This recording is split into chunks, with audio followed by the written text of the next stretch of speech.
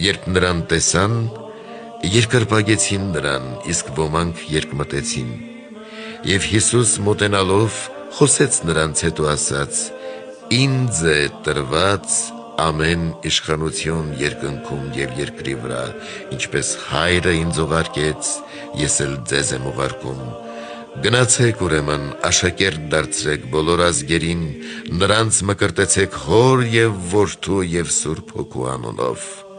ուսուցանեցեք նրանց պահել այն բոլորը, ինչ որ ձեզ պատվիրեցի, և ահա